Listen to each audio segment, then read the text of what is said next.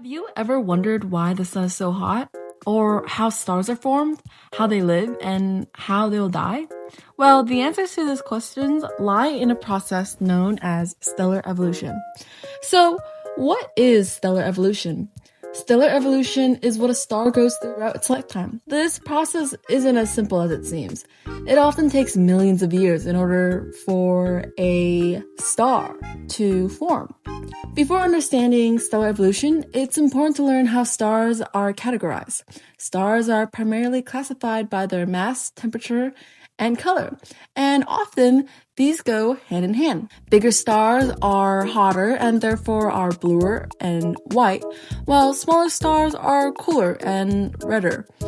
You might wonder why we don't see green stars. Well, the reason is that stars emit light, but our eyes can only see the visible light spectrum. Stars follow a predictable lifestyle, but size is what matters the most.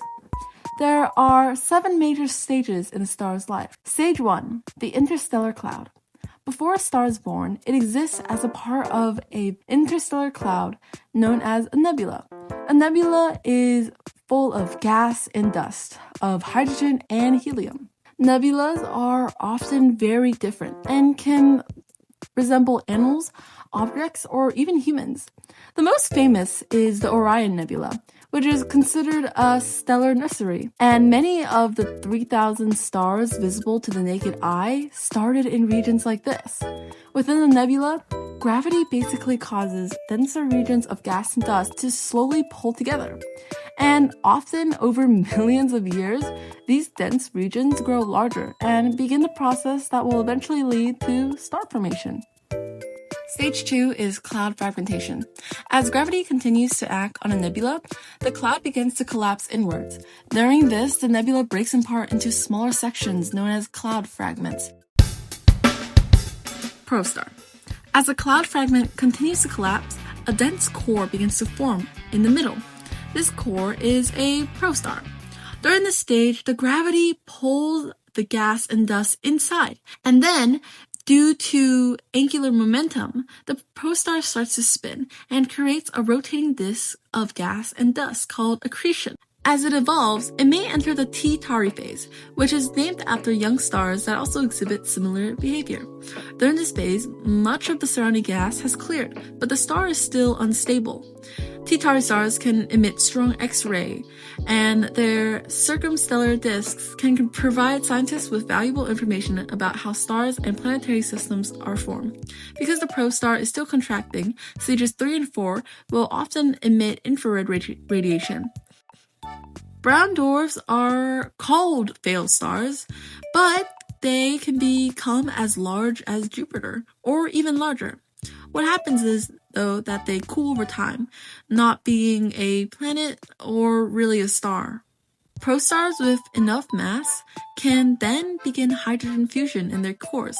This process releases lots of energy, creating a pressure that balances the inward pull of their gravity. At stage 5, there comes the Hayashi track. As the protostar settles into the main sequence, it follows a path known as the Hayashi track. During there, where the star becomes more stable. All the stars pass through this phase, but massive stars tend to burn out faster and grow up faster than smaller mass stars. During this stage, fusion in the core attempts to try and escape towards the star's photosphere, but gravity seems to pull it inward. The balance between these forces will define what the star becomes. The main sequence is mainly powered by hydrogen fusion, in which hydrogen form helium, releasing more and more energy. A star can often be on the main sequence for most of its lifetime. Our sun is about already halfway through its main sequence, and since it's a medium-sized star, what will happen is it will eventually become a red giant, while for other stars that are much larger, it will become a red supergiant. But again, our sun is only 10 billion years into this phase. Then what happens after? Stage 6. Stellar aging and expansion. After millions or even billions of years, a star will start to exhaust all of the hydrogen in its core. Low-mass stars will evolve very slowly, and they'll become red dwarfs. These stars will burn their fuel so efficiently that some red dwarfs have formed so early that they're still here today, and yet they have not reached the end of their life cycles, which means we have some red dwarfs that are about the age of our planet. Medium stars, like our sun again, will eventually run out of hydrogen and therefore can't do hydrogen fusion. When this happens, the core contracts while the outer layers expand, and this makes the star into a red giant. Helium fusion will begin in its core and start producing heavier elements such as carbon and oxygen. Stars of higher mass, though, age much more quickly. They become red supergiants and start fusing with heavier elements like iron. The fusion of iron doesn't release energy, which basically makes the star's core unstable and will lead to a violent end for the star. Stage 7. The final stages of stellar evolution. The final stage of a star's life will depend on its mass. Again, as we've covered, low and medium mass stars, the red giant will eventually become a planetary nebula. And then, after that, it'll become a white dwarf. Probably the same size or so on Earth. And over billions of years, it'll cool and become a black dwarf. So what about bigger stars? Why?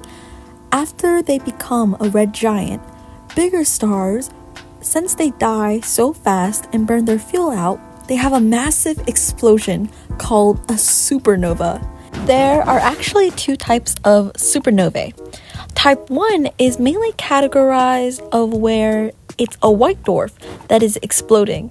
This basically causes a chain nuclear reaction and it beams out gamma rays. While the type 2 supernovae, often after losing their ability of fusing heavier elements like iron, it then collapses on itself. This seems to send out a massive shockwave and forms a nebula. This explosion allows the elements that was once inside to spill out, giving more materials for future stars. And after a supernova, what could happen is that it could become a neutron star, which can be dense enough to have regular pulses of radiation, known as a pulsar. And if the core is massive enough, it could collapse even further into a black hole, which can take gravity so strong that not even light could escape. In conclusion, stellar evolution starts out with stars being born from nebulas, becoming swirling dust and gas. And depending on their mass, it will determine how they live and how they die. If they are a smaller star, they become a red dwarf, then a white dwarf, and then a black dwarf. Or if they fail, a brown dwarf. While for massive stars, oftentimes they become a red supergiant and then go into a planetary nebula, later becoming a supernova, a neutron star, a pulsar, or a black hole. So maybe next time you look up at the night sky, or maybe at the sun, though you shouldn't look directly at the sun, I hope you'll remember stellar evolution.